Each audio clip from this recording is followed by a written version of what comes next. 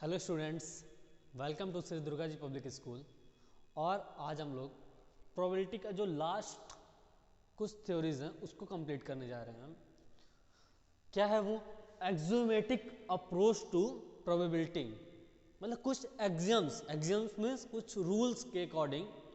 जैसे हमको प्रोबेबिलिटी क्या पता था, सैंपल स्पेस दिया हो, इवेंट में जितने एलिमेंट वो दिया हो तो हम लोग प्रोबेबिलिटी निकाल सकते थे।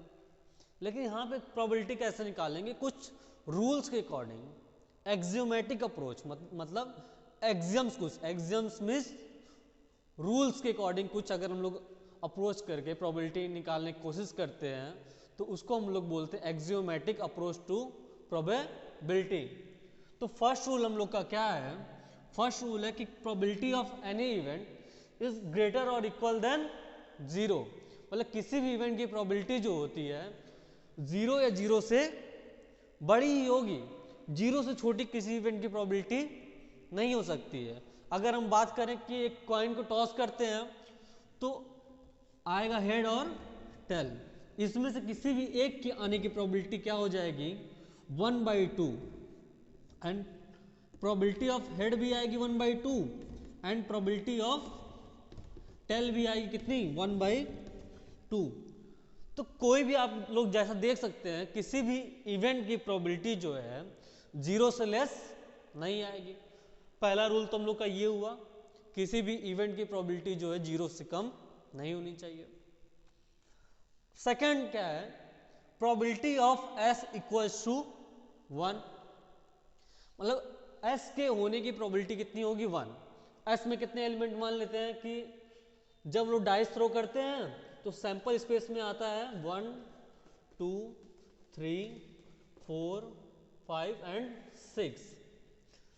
ये कैसे इवेंट है? इक्वली लाइकली इवेंट, मतलब हर एक के आने की जो प्रोबेबिलिटी है, हर एक के जो आने की संभावना है सबकी इक्वल है। जैसे 1 की आने की प्रोबेबिलिटी भी 1/6 है, इसके आने की भी प्रोबेबिलिटी 1/6 है, 3 के आने की भी प्रोबेबिलिटी 1/6 है, उसी तरीके से 4 5 एंड 6 के आने की प्रोबेबिलिटी भी 1/6 होगी। तो प्रोबेबिलिटी ऑफ एस क्या होता है? इन सारे इवेंट्स का सम। इन सारे इवेंट का अगर हम लोग सम करते हैं, देखो डिनोमिनेटर सेम है 6, न्यूमरेटर में क्या आ जाएगा? 1 2 3 4 5 एंड 6। 6/6 कितना आ गया? 1। उसी तरीके से इस केस में देख सकते हैं हम लोग, यही तो हम लोग का एस है। प्रोबेबिलिटी ऑफ एस क्या हो जाएगा? 1/2 प्लस 1/2 कितना आ गया? 1। तो प्रोबेबिलिटी ऑफ एस क्या होता है? उसके अंदर जितने मौजूद एलिमेंट हैं, हर एक एलिमेंट के इवेंट का, हर एक एलिमेंट के प्रोबेबिलिटी का सम ही हम लोग का क्या कहलाता है? प्रोबेबिलिटी ऑफ एस, जो कि हमेशा कितना होता है? 1 होता है। थर्ड रूल हम लोग का है, अगर ई और एफ म्यूचुअली कैसे इवेंट हो? Exclusive event. Mutually exclusive event means दो ऐसे इवेंट जिसके इंटरसेक्शन में कुछ भी कॉमन ना हो। मींस ई इंटरसेक्शन एफ क्या आए? ऑलवेज फाई आए।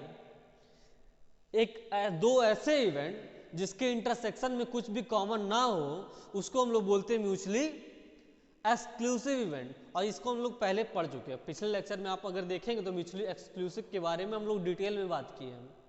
ठीक है, तो जब म्यूचुअली एक्सक्लूसिव इवेंट हो तो ई और एफ, इसको हम लोग क्या पढ़ते हैं? ई और एफ, मतलब या तो इवेंट ई हो रहा हो, या तो एफ हो रहा है, या तो दोनों हो रहा, उसकी प्रोबेबिलिटी क्या होगी? उसकी प्रोबेबिलिटी होगी probability of E plus probability of F. मतलब इसके अलग अलग प्रोबेबिलिटी के सम के इक्वल। कब? जब ई और एफ कैसे इवेंट होंगे? म्यूचुअली एक्सक्लूसिव इवेंट होंगे। ठीक है, अच्छा इसी से कुछ और हम लोग फाइंड करते हैं। ये जो रूल्स हैं बाकी हटा देते हैं, इसको जो हम लोग ने एग्जाम्पल्स लिए थे। ठीक है, एग्जाम्पल्स वगैरह हटा दिए। अब देखो, अगर हम लोग मान लेते ई और एफ म्यूचुअली एक्सक्लूसिव था तो ये था, उसमें से एक इवेंट हम लोग 5 मान सकते हैं। जैसे एक इवेंट हम लोग ले लेते हैं, let E and phi be two event. E और फाई दो इवेंट है। फाई मीन्स क्या, कुछ नहीं, कुछ नहीं होना भी तो एक इवेंट होता है, बताया तो तुम लोग को, कुछ नहीं होना भी एक इवेंट होता है। तो E and phi be two event, दो इवेंट है, तो probability of E union phi क्या होगा, वो क्या होगा, ई यूनियन फाई जो होगा probability of E plus probability of phi, यही होगा। बोलो, probability of E union phi क्या हो गया, probability of E plus probability of phi. अब देखो फाई मीन्स तो कुछ नहीं होता है, इसको हम लोग लिख सकते हैं प्रोबेबिलिटी ऑफ ई ही लिख सकते हैं, लिख सकते हैं कि नहीं। Probability of E union phi को सेट में आप लोग पढ़े हैं, किसी भी सेट का यूनियन लिया जाता है फाई के साथ तो वो सेट ही आता है ना, और जब किसी सेट का इंटरसेक्शन लिया जाता है फाई के साथ तो फाई आता है। ये सब देखो हम लोग सेट में पढ़ चुके हैं, सेट थोड़ा सा क्लियर होना चाहिए इसको समझने के लिए। तो यहां से ई हो गया और ये क्या हो गया, probability of E plus probability of phi. देखो probability of E, probability of E cancel out, इस साइड आएगा जीरो हो गया, equal to probability of phi. तो यहां से हमको क्या पता चला, प्रोबेबिलिटी ऑफ फाई कितना होता है, प्रोबेबिलिटी ऑफ फाई जो होता है जीरो के इक्वल होता है। नेक्स्ट हम लोग का रूल एक्सियम क्या मिला, प्रोबेबिलिटी ऑफ फाई क्या होगा, जीरो के इक्वल होगा, ठीक है।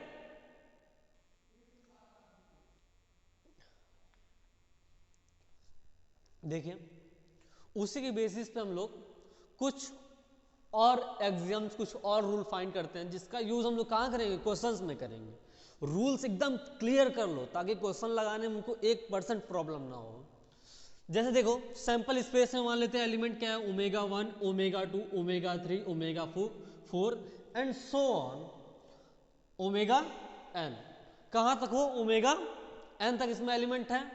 We suppose that sample space having omega 1, omega 2, omega 3 and so on omega n element, then what axioms follows, क्या एक्सियम्स फॉलो करते हैं, एक्सियम ये फॉलो करेंगे, रूल्स ये फॉलो करेंगे कि जो प्रोबेबिलिटी ऑफ एनी एलिमेंट, इसमें से किसी भी एक एलिमेंट का जो प्रोबेबिलिटी होगा वो 1 या 1 से कम होगा, 0 या 0 से ग्रेटर होगा।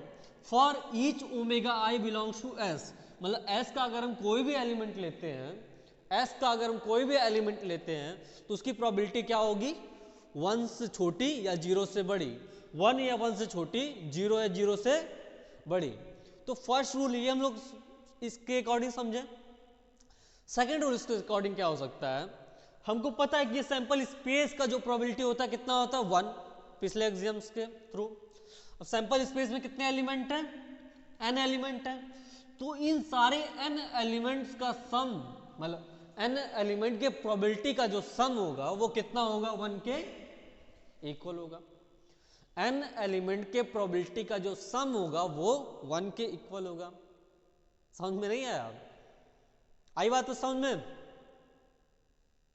देखो for any event A, for any event A, कोई इवेंट मान लेते, इसका एक इवेंट है, मान लेते उसमें कुछ एलिमेंट हैं, ये 3 एलिमेंट हैं, सपोज दैट इसमें 3 एलिमेंट हैं, तो प्रोबेबिलिटी ऑफ ए क्या होगा, प्रोबेबिलिटी ऑफ ये होगा इन तीनों एलिमेंट के इवेंट प्रोबेबिलिटी का सम, इन तीनों एलिमेंट के प्रोबेबिलिटी का सम ये क्या होगा, probability of A, means probability of W1, probability of W2, probability of Wn is equal to probability of A. Okay, probability of A क्या होगा, प्रोबेबिलिटी ऑफ W1, मतलब ए के अंदर suppose that, suppose S have, दो coin toss करते हैं, head head आएगा, head tail आएगा, टेल हेड आएगा और टेल टेल आएगा, यही ना। एक ऐसा इवेंट लेते हैं, एक ऐसा इवेंट लेते हैं जिसमें कम से कम कितने हेड आए, 2 आए, दो नहीं, कम से कम 1 हेड आए। तो कम से कम 1 हेड किसमें है, एक इवेंट लेते हैं जिसमें कम से कम 1 हेड आए, तो इसमें भी 1 हेड है कम से कम, और इसमें भी 1 हेड है। हर एक की प्रोबेबिलिटी कितनी है, हेड हेड आने की प्रोबेबिलिटी कितनी है, 1/4। हेड टेल आने की भी प्रोबेबिलिटी कितनी है, 1/4 है। टेल हेड आने की प्रोबेबिलिटी कितनी, 1/4 है। टेल टेल आने की भी प्रोबेबिलिटी कितनी है, 1/4 है। अगर हमको निकालना है प्रोबेबिलिटी ऑफ इवेंट ई, तो हमको पता है प्रोबेबिलिटी ऑफ एच एच निकालने, probability of H H, probability of S T निकाल लें हम लोग, और प्रोबेबिलिटी ऑफ टी एच निकाल लें, हम लोग का काम हो जाएगा। प्रोबेबिलिटी ऑफ एच एच कितना है, 1/4 है, plus probability of S T कितना, 1/4 है, इसका भी प्रोबेबिलिटी कितना, 1/4। तो प्रोबेबिलिटी ऑफ ई कितना आ गया, 3/4। समझ में एग्जांपल से क्लियर। तो 3 यहां से एग्जाम्स क्या निकले, probability of any element is always less और इक्वल देन 1 एंड ग्रेटर और equal than 0। Probability sum of probability of all element is equal to 1। Okay, if A is any event, then the probability of that event is equal to sum of their element, for each, ये देखो symbol किसका है, for each का, symbol किसका है, for each का, for each omega i belongs to A. तो आप लोग 3 रूल ये भी नोट कर लो जो कि आपको काम आएगा। देखो ये रूल्स होते हैं कुछ जो कि बहुत इंपॉर्टेंट होते हैं, ये रूल्स, ठीक है, तो नोट कर लो। देखो, probability of equally likely outcome, equally likely किसको बोलते हैं हम लोग समझ चुके हैं, जब सभी एलिमेंट की प्रोबेबिलिटी क्या हो, सेम हो। जैसे कॉइन को टॉस करना, हेड आने की प्रोबेबिलिटी 1/2 है, टेल आने की प्रोबेबिलिटी 1/2 है, तो इसको बोलते हैं हम लोग इक्वली लाइकली इवेंट। ओके, जैसे डाइस थ्रो किए, 1 2 3 4 5 6 है और हर एक के आने की प्रोबेबिलिटी 1/6 है, तो वहां भी इक्वली लाइकली इवेंट होगा। तो जब भी इक्वली लाइकली इवेंट की बात करते, एक कार्ड्स का डेक है, कार्ड्स के बारे में हम लोग जानते हैं, एक कार्ड्स का डेक, अभी हम इसको अभी मिटाने के बाद कार्ड्स हम समझा देते हैं। एक कार्ड्स का डेक है, उसमें 52 कार्ड्स होते हैं, तो 52 कार्ड्स में हर एक के आने की प्रोबेबिलिटी सेम होगी, 1/52। तो ये सारे जो इवेंट है इक्वली लाइकली इवेंट है। तो जब भी इक्वली लाइकली इवेंट होगा तो प्रोबेबिलिटी ऑफ इवेंट क्या हो जाएगा, number of outcome favourable to E, मतलब ई के फेवर में जितने आउटकम आ रहे हैं वो अपॉन टोटल पॉसिबल आउटकम्स। ठीक है, जैसे इवन आने के 3, टोटल क्या है 6, तो 3/6 ये होगा हम लोग का इक्वली लाइकली। जब आउटकम्स हो तो प्रोबेबिलिटी निकालने का यही मेथड होता है, favourable outcomes upon total outcomes. अच्छा, probability of event not A, not A मतलब देखो, नॉट ए पहले समझ लो क्या होता है। मान लेते हैं कि ये कोई, सपोज दैट ये कोई हम लोग का सैंपल स्पेस है, सैंपल स्पेस है, इसमें इवेंट ये ए हो रहा है, ये क्या है इवेंट ए। तो इसको छोड़ के जितने पोर्शन ये बचे एलिमेंट जो भी हैं, इतने में जो भी एलिमेंट आएगा इसी को हम बोलते हैं नॉट ए, इसी क्या बोलते हैं हम लोग, नॉट ए। तो ए और नॉट ए को मिला पूरा सैंपल स्पेस हो जाएगा, और सैंपल स्पेस की प्रोबेबिलिटी हम लोग पढ़ चुके हैं कितनी होती है, 1 होती है। तो ए और नॉट ए की प्रोबेबिलिटी कितनी होगी, 1। तो यहां से हम लोग निकाल सकते हैं probability of not A is equal to 1 minus probability of A. तो किसी इवेंट के ना होने की जो प्रोबेबिलिटी होती है, किसी इवेंट के ना होने की प्रोबेबिलिटी, उसके होने के प्रोबेबिलिटी में से 1 माइनस करके हम लोग फाइंड कर सकते हैं। ना होने के प्रोबेबिलिटी ऑफ ए है, ना होने की क्या हो जाएगी 1 माइनस प्रोबेबिलिटी ऑफ ए। इसको देखो ए डैश से भी डिनोट करते हैं, इसको नॉट ए से भी डिनोट करते हैं, ठीक है, इतने तरीके से इसको डिनोट कर सकते हैं।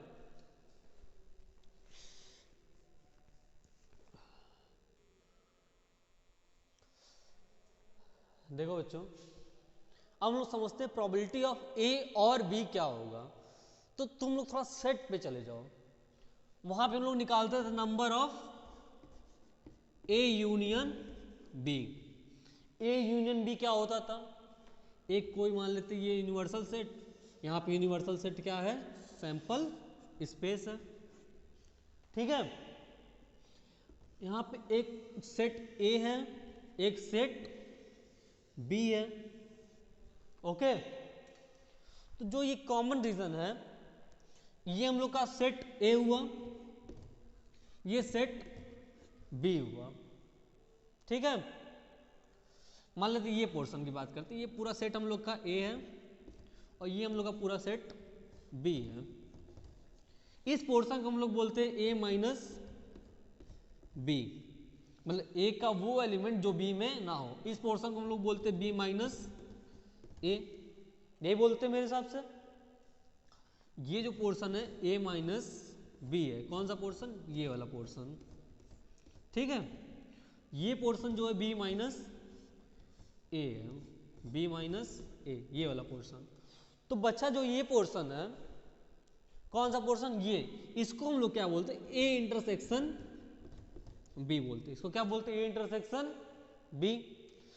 तो probability of A union B, A union B का मतलब ये सारा कैसे निकालेंगे हम लोग, यहाँ प्रोबेबिलिटी कर लो। Probability of A union B कैसे निकालेंगे, पहले तो प्रोबेबिलिटी ऑफ ए ऐड करेंगे, फिर प्रोबेबिलिटी ऑफ बी।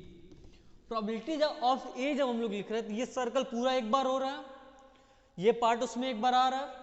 जब हम लोग प्रोबेबिलिटी ऑफ बी लिख रहे हैं तो ये जो पार्ट है 2 बार हो जा रहा है। कितनी बार हो जा रहा है, 2 बार। जब 2 बार हो जाएगा तो उसको एक बार माइनस करना पड़ेगा कि नहीं, तो एक बार माइनस कर लेते हैं, मतलब माइनस क्या करें, ए इंटरसेक्शन बी।